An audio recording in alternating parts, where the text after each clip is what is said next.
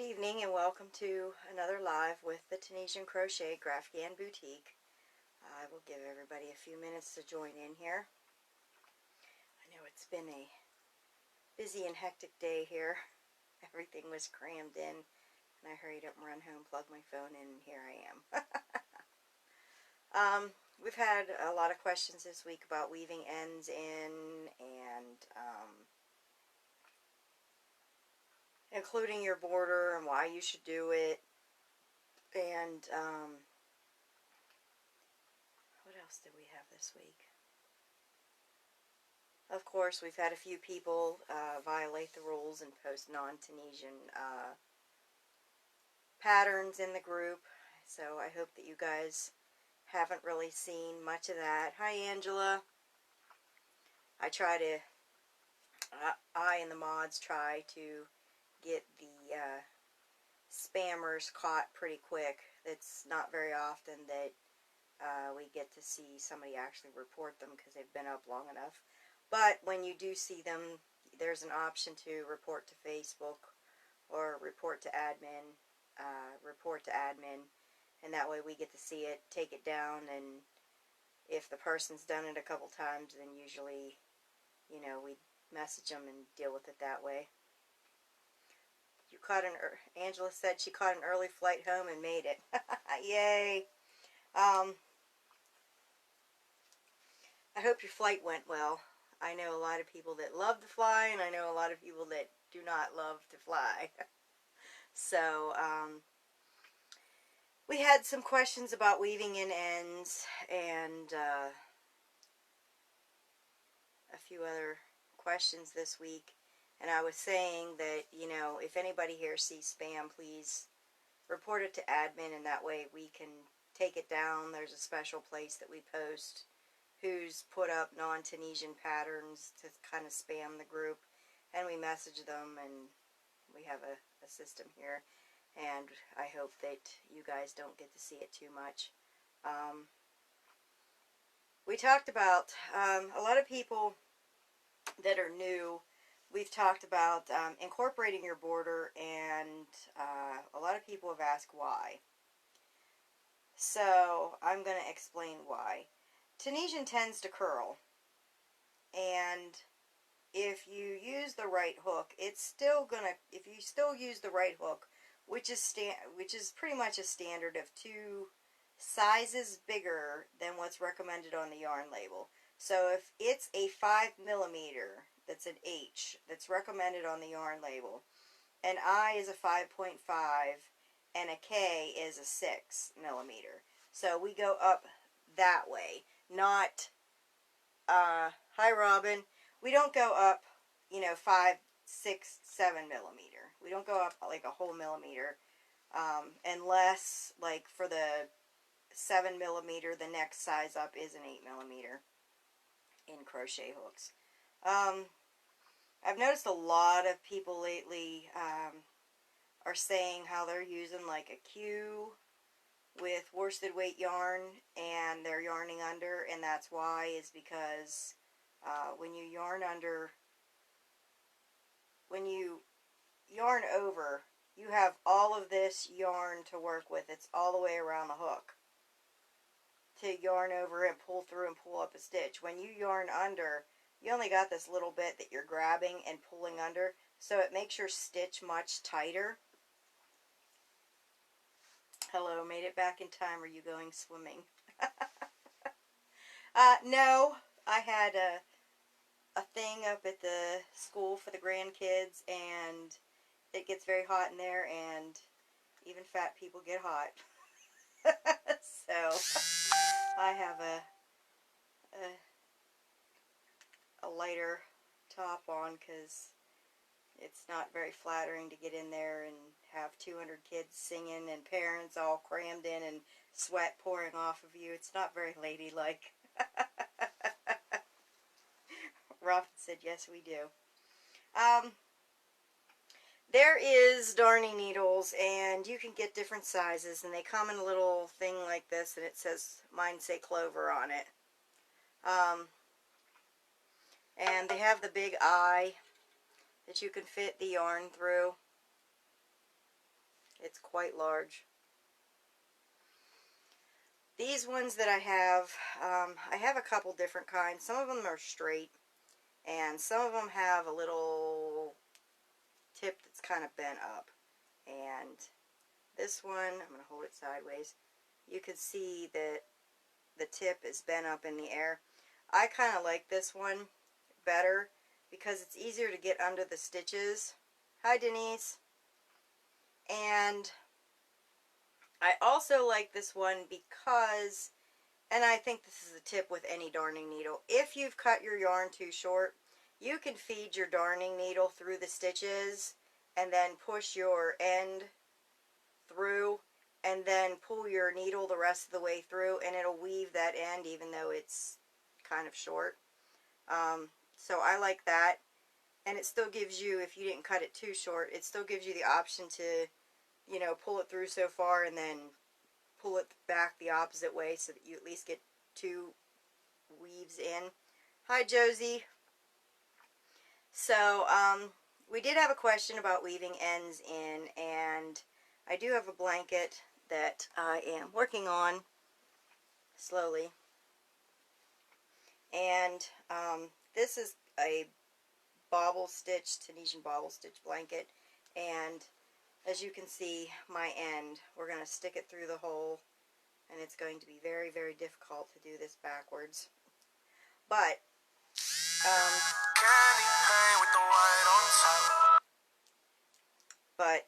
when you look at your pattern, yes, that's it. When you look at your, well, I'll take the darning needle off. When you look at your pattern, this one is going this way.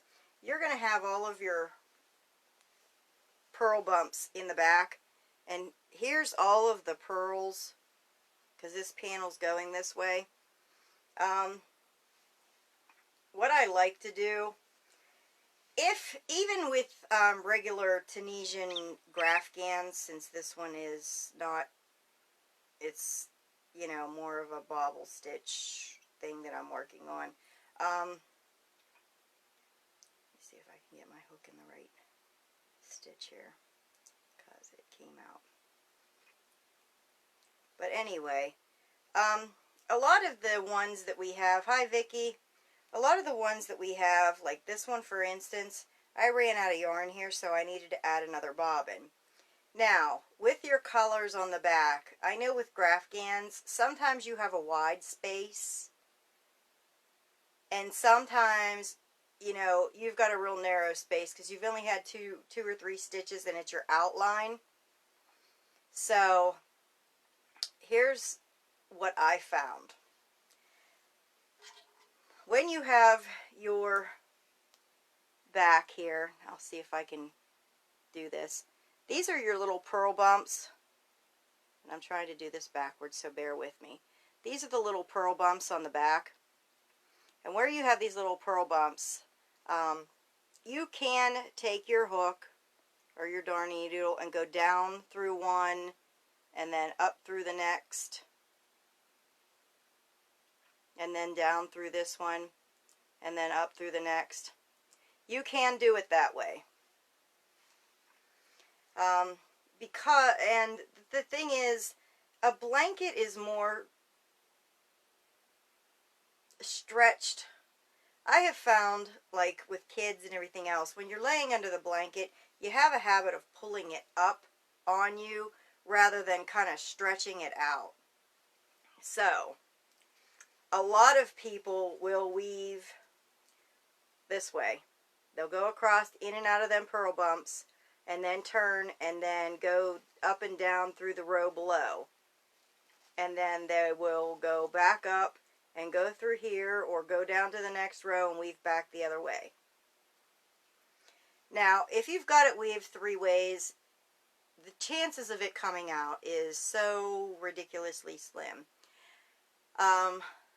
I don't care how much you weave. You're always going to get, once you wash the blanket, a little teeny weeny piece may stick out. I have customers that have bought mine that, you know, a little piece has come out, and I told them don't worry about that. I said if, like, a long strand comes out, then I will gladly weave it back in And a lot of my customers, I actually, they are at least familiar with sewing. And so I did FaceTime a couple of them and showed them what they needed to do to weave it back in, and they were more than happy to do that. Now, there's other people that weave, and they weave up and down. And when you're weaving up and down, where those purl bumps are, you're going to go under the purl bumps. Like I said, it's terribly hard to see this way, but you're going to go under the purl bumps. And what I found is when you go under the purl bumps, if you turn your hook or your work over, and you can see your hook, like right here, my needle, I can see the darning needle, so I know I've gone too deep. But like I said, I'm also doing this backwards. A lot of people like to weave up and down. Me personally, I do like to weave up and down. And the reason is a lot of the patterns, you can get more up and down, especially because, like, for instance, if you have an outline, you know, and I will use this for an example. If this is your outline on your pattern, you know, and you've got 2 stitches wide over here, you can run that 2 stitches wide and then go over and out around your, you know, your circle that you have, and then come back down and go back up. So that way is perfect to weave for outlines that are going, you know, up and down, they're going vertically. Now, if you get to a situation like this, where there's a big gap here, and you've got a tail over here, you know, you can, and you're not going up, you can weave it right across in the row below, and then weave it back, or weave it across, weave it down, weave it back, and weave it back, you know, this way. And I think that either way is acceptable. I have not found, because I weaved both ways to see if it would make a difference. Hi Vicky, hi Gidget. I weaved both ways with single crochet and corner to corner, and I really don't see a difference in weaving because, like I said, most people, when they pull the blanket up, it stretches this way more than it really stretches this way. So I like to weave up and down where I can. You want to weave and pull your, you're going to pull your yarn up under these purl bumps this way. So when you pull it up and you've got your yarn up here, do not go and like yank it tight and then weave it back down. You want to weave your yarn up. So you're going to pull your yarn up through here. And once you've got your darning needle up, take it and just pull it just a little bit. Just stretch it out enough that, you know, it's got some stretch that if somebody puts the blanket under their feet and yanks, it's not gonna break, but it's not gonna like really pull, you know, because it's so tight. So what I do, like I said, when I weave up, you're gonna weave up here, you're gonna pull your needle out, you're gonna pull it so that it's loose, and then I go down through the next set of pearls. And like I said, this is very hard to see backwards, but you're going to go down through the next set of pearls, and then you can go back up this strand that you were originally at if it's only 2 stitches wide, and it really won't get so thick. The only time it really gets thick is when you've only got like 1 stitch wide, and then you work up, and then you kind of loop over a stitch, and then you go back down, and then you work back up. It does get a little thick on the back, but again, people really can't see that unless they're familiar with crochet and they're really looking for that. So, let me see here.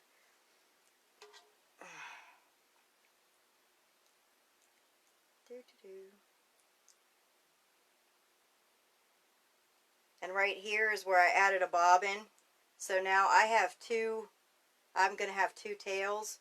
So for my two tails, I will probably work this one down. I will work this one down and then back up and then back down. And then the same with this top one is I'm going underneath these back bumps, your purl bumps. And it doesn't need to even be in a straight line because I'm kind of going, I mean, a little bit off. But there you go. And then, like I said, I pull it up, and when it's up here, like I said, you can barely see this. I just give it a tug and loosen it up. And if you don't catch every purl bump, like right in between here, I missed a bump right here, so you'll be able to see your strand. You can go in and you can fix that. A lot of people do not, only because you would really, really have to be familiar with crochet, and you would have to be really looking at the back. As long as you kind of have the majority of them, you're really not going to see. And a lot of people, that's why they will go, I gotta turn my project, I kind of got it upside down how I'm working on it. That's why a lot of people too will prefer to do the up and the down through these bumps, and then when you pull that one through and you give that a tug, you can't really excuse me, you can't really see that one either. You kind of got to look, and the only reason you can kind of see it on this one is because I still have the tail in my hand. If I pull that out a bit, you can't even see it at all. So it's a difference. It's a difference in what you prefer. Some people like to weave across, some people like to weave up and down. I prefer to weave depending on the pattern. If I've only got 2 stitches wide, if I've only got 3 stitches wide, there's a lot of factors that play into it, and it can be your personal mood that day. You know, you may always weave up and down and then look at it. What do you mean on a stall? Hi, Christina. Hi, Kathleen. Kathleen says, hi, I have finally finished my last project, so hubby says I can now learn something new. Can you link me to the swatches for the different stitches? Beginner here and I want to learn.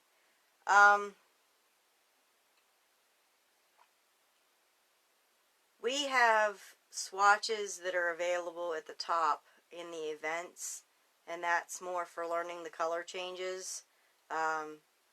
We mainly focus on Graphghans here, but we are going to be doing the Tunisian knit stitch here shortly. There's a cowl that I'm looking at for that, and there's another cowl that's going to be coming up that is going to be focusing on different stitches that are going to be used, and I will be doing a video series on that as well. So I think that will help. Hi, Aranima. Hi, Crystal. I hope Mr. Colton has settled down. But, like I said, weaving is all, it depends on what the look you're going for, what you like. There are days that I weave up and down and I like it. There's other days where I weave up and down and I look at it and think, oh, you know, this color, you just can really see it. It doesn't look right. And that's the good thing, too, about weaving, you know. You can always take your tail and pull up on it, and it'll pull it out. Because whether you weave sideways or not, you can kind of give it a tug a little bit and see, oh, this is my working strand. And if you give it a tug again, you can see, okay, this was the tail. So then you can pull that one out. So you can always go back and, you know, that's the thing about crochet is it's so forgiving and you can just undo what you've done. There's no right or wrong. Nobody's, and I think we're all our worst critic. You know, I think a lot of us look at our project and you can see the one stitch that's off that you were like, oh my goodness, that's 30 rows before and I'm not going to fix it. Well, when somebody else holds the blanket up, you immediately look at that one stitch and you're like, oh, it just sticks out, like you can really see it, and it's not. You know, a lot of people that get gifts like this, they don't know how to crochet. They don't really get this, and they don't know what they're looking at. So, you know, no. Is that an excuse to do a sloppy job? No. And I don't think any of us would accept that. Josie, does anyone actually like weaving in ends? There are times that I do, that I don't mind, like when a project's finally done and it's evening time and I want to sit down and listen to an audiobook or whatever, that I will, oh, well, you know, I'll just weave in 15 tonight and I'll set my project down. You know, if I can kind of get into the audiobook and stuff, it's not so bad. Hi, Lisa. Crystal says Colton calm. Ha ha ha ha. I wish I could bottle all that toddler energy. So, I will be getting some videos up. A few of you know that I have been doing some intense physical therapy. So I have been extremely busy trying to do, you know, mom stuff and cram life and everything else in with physical therapy. And by the time I come home, I am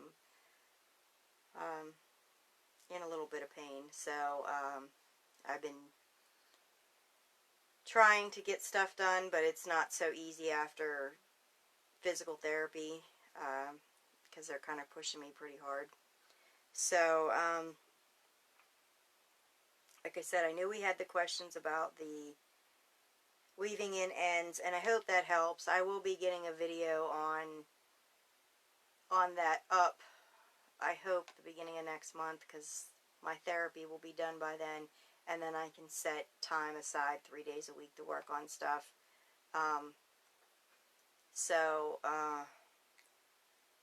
I hope that helps. We did have somebody mention about the gingham color change. I got a message about it actually, and that there is a video for a Tunisian Graphghan gingham blanket, and they were asking about the color change. And when you lock the bobbins in like done on the video, you get the dotted line. When you start a new color, horizontally, you will get a dotted line. Because what's happening is you are picking up the loops. So we finished off the blue. We're going down and we're actually picking up a loop around that to start our yellow. You will get that horizontally. Vertically, I don't get that, and it's because the color change method that we use is you're doing the locking kind of on the front by crocheting two together, and so I don't get that, not at all. And I mean, this is a bobble stitch, but I'm still changing colors the same way in here. So if I spread these apart, you know, you can see the Tunisian simple stitch here, kind of. Like I said, this is not the best camera, but anyway, you know, up the back, you don't get that dotted line. And when you start your bobbin, you can always go over that if you wanted to, you know, kind of loop over this a little bit if you wanted to. Me, I kind of crocheted over the tail and then just weaved back. So I've actually started weaving the tails on this, but this is not even done yet. And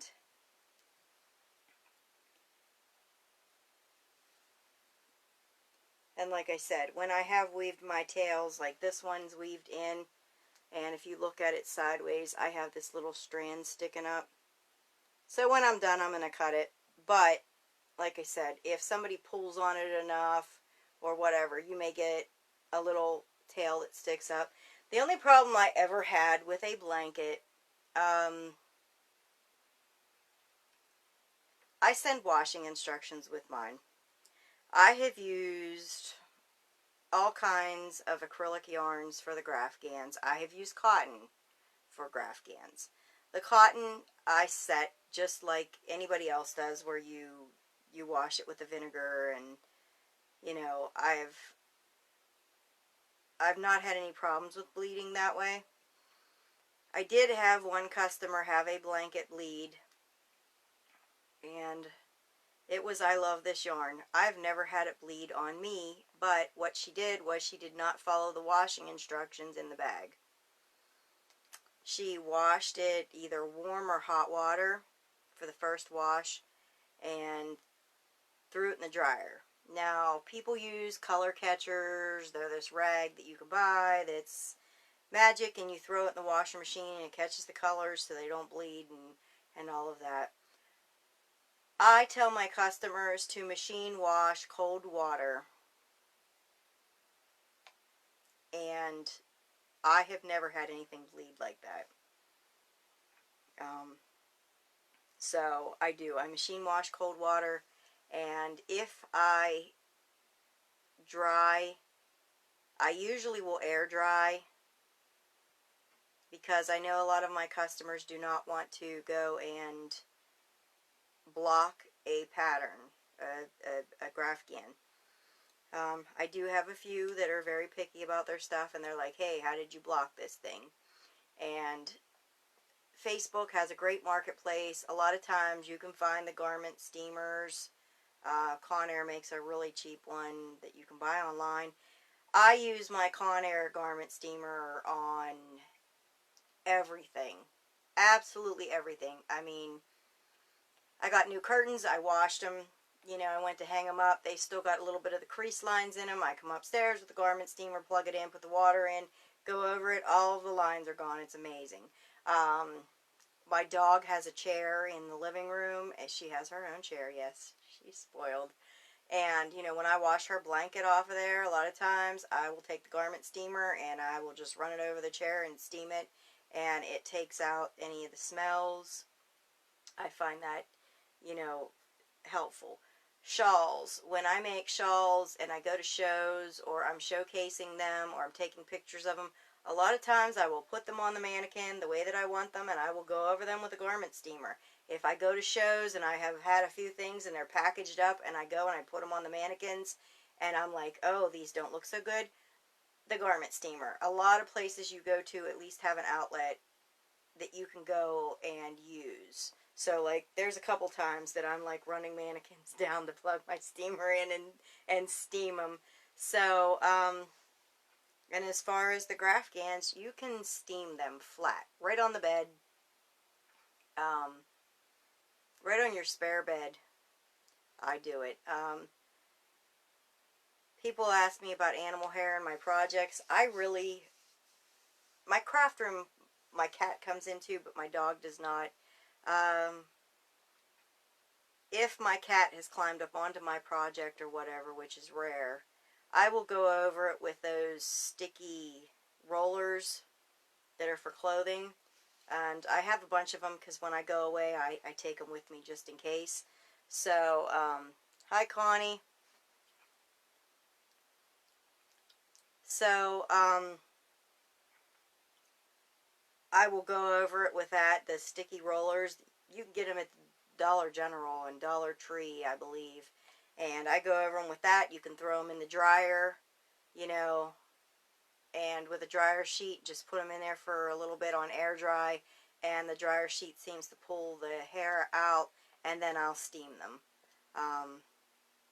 But like I said, fortunately, I don't really have animal hair is an issue on my projects, but I know that there are some dogs and they just shed, and cats, they just shed, and there's nothing you can do about it. So those seem to help to be the best thing. And like I said, when I throw stuff in the dryer, I put it on air dry, and that way there's no heat going to it or anything else. We did have another question in here, and I answered it. It's not necessarily Tunisian, but it's not like you can't do bobble stitches in Tunisian. I mean, that's what I'm doing right here. So, they were talking about the weighted blankets. And there is a crisis place that I work with, and they do request weighted blankets for some of their clients. And if you take your yarn, and this is going to be a bad example of yarn, but it's what I have next to me. This, it's a wrap, is 7 ounces. You will take that 7 ounces, and there's a chart that I use for weighted Graphghans or weighted Afghans, and it tells you how much something should weigh per pound of a person. So what you need to do is figure out if 7 ounces is your skein, and say you need 8 pounds. You know, we're going to round this up so it's 8 ounces, so we'll do super easy. If it's 8 ounces, I'm going to need 2 of these for a pound.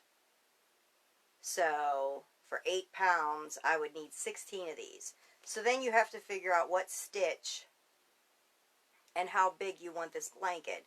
And as far as weighted blankets go, you do not want something that is going to go on a bed and cover you and your husband. Weighted blankets are more used for ADHD or autism or PTSD. You do not want to put a 15-pound blanket on your husband and have him wake up with a panic attack or claustrophobia. And weighted blankets can be very warm. This one behind me is, it's using 20 300-gram balls of Bernat blanket yarn. It will be 45 inches wide and 65 inches tall. So with the 300-gram balls and 20 of them, it works out to be like 6,000 grams. So when you take everything and you do the conversion, it's going to work out to be, my blanket's going to work out to be like 13.25 pounds. And I'm making it for a client, and he is 140 pounds. So this will be the right weight for him. So I hope that helps with the weighted blankets. If you guys have questions, you know, I know it's really not Tunisian related, but I will help you with them. I know that a lot of us have loved ones that have come back from the war that have PTSD, or, you know, have had a traumatic thing happen to them, and these blankets, they do seem to help. And for me personally, I find it very frustrating when I go online and I see people say, well, you can just make this, and it's a heavy stitch. A heavy stitch is not the same as making something that is medical grade, you know, the therapeutic weight. You know, I don't know who figured out therapeutic weight versus whatever, but I'm glad I have the chart because it helps me. So, if any of you have questions about that, you know, feel free to let me know and I will help you. Like I said, I hope to be getting more videos up here shortly. Things have been a little crazy with the physical therapy and life and my son graduating and all of that. So I thank you very much for your patience, because without you guys I wouldn't be here.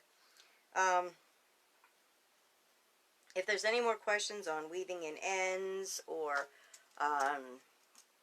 color changes, you know, I know that a few people have said they're having problems with the color changes that are newer.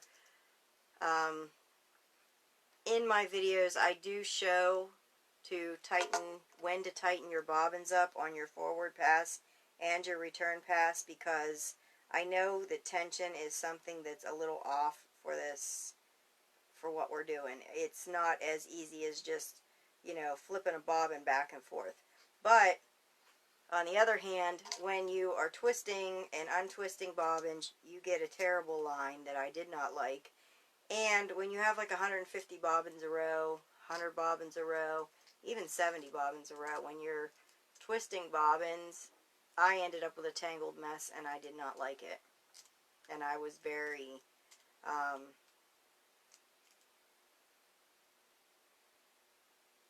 upset with all the tangles that I was getting. I said there's got to be an easier way, and this is what I found. Can you share the chart, or is it in the files? I will share the chart. You're talking about the weighted blanket one, Angela? I will share the chart. I will post it when I'm done in this, under this video.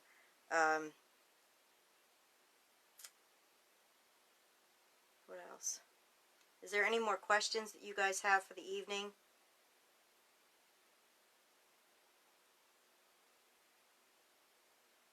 And we, like I said, I will be doing a Tunisian, I believe it's going to be knit stitch cowl. I'm looking into a shawl pattern that's going to be super easy to follow. It's going to have pretty much after your foundation row, it's pretty much going to have a 1 row repeat, and it's going to be super easy. Annette, hi Jessica, do Tunisian Graphghans or Tunisian Afghans ever have a backing? In my experience, Tunisian is already super thick, and depending on how you do your color changes and execute them, I find that for the most part they're pretty clean. Here's one that, this is not necessarily a Graphghan in the sense that I have so many color changes a row because of the pictures that are in it. This is more of blocks. But if you look at the back of mine,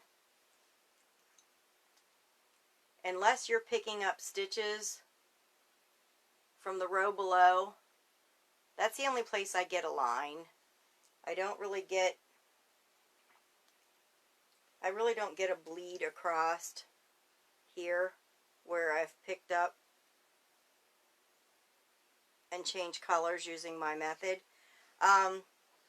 The one thing that I do know about backing is, hi Jean, when I did start doing this and decided I was going to do a business, I did talk to an attorney, and he advised me that if you are making anything for an infant, if you are going to back it, you need to tack it every 2 inches, because if you don't tack them, then the backing comes away from the Graphghan, and it is a suffocation hazard. And since I have insurance in my business and everything else, I did not want a liability lawsuit.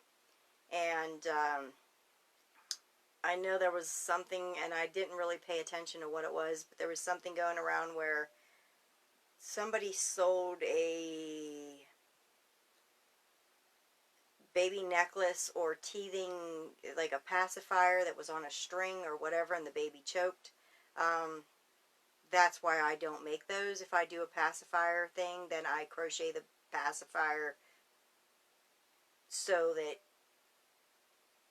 you know, it's made into the lovey, or it's made into something that has not got strings or anything that can, you know, go around a child's neck. Buttons are another thing, you know, that people kind of frown upon. I think it depends. You know, there's some things that you can say no to, and some things that, you know, the pattern needs buttons, and in that case I do write out on my slip that the child needs to be supervised while using this product. So I hope that helps. You can add a backing onto a regular Graphghan, but like I said, Tunisian is already super heavy. I mean, I live up here in Pennsylvania, and we get some pretty cold winters, and I sweat under mine. So I think it's personal preference. I mean, you could always add a cotton backing if you chose, or minky, maybe something lightweight. But again, you're still going to need to tack in some places, otherwise, you know, that backing just like flops around, and I don't find it very professional. So I hope that helps. Jean says, I love the work you do. Thank you. I have been stifled a little bit in my work and kind of lost my crojo for a little bit. But plus I have had some... I don't professionally design. I don't have patterns on Etsy or anything, but I have designed a few of my own patterns, and I'm going to be releasing one of my own here on in a video series, and it's super easy, so I think that will be a good thing to do.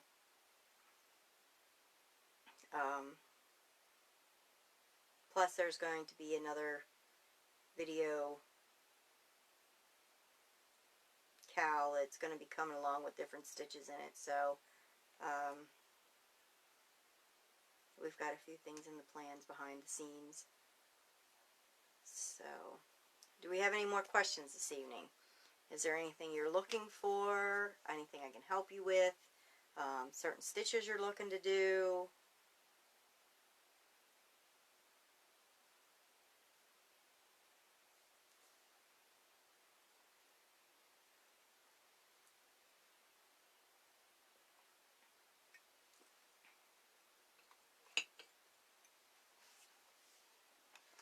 And I will be doing a weaving in ends video. I know that when these lives get posted down below into our albums, it just says previous lives, and I know that quite a few members, you know, they go in and they plug the HDMI cord in and they just watch them on a TV as they crochet, and some of them listen to it while they're working on something, and then they look up when they need the information that they're looking for.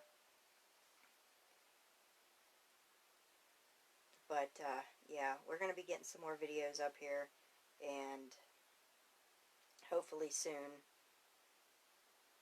So, if there's no more questions this evening, or if you guys think of something, post it below, and I'll get it answered, because I do check these for comments, and if there's something you're looking for and you can't find it, you know, don't hesitate to make a post either, because we have so many new members joining in every day, and they have the same questions you have.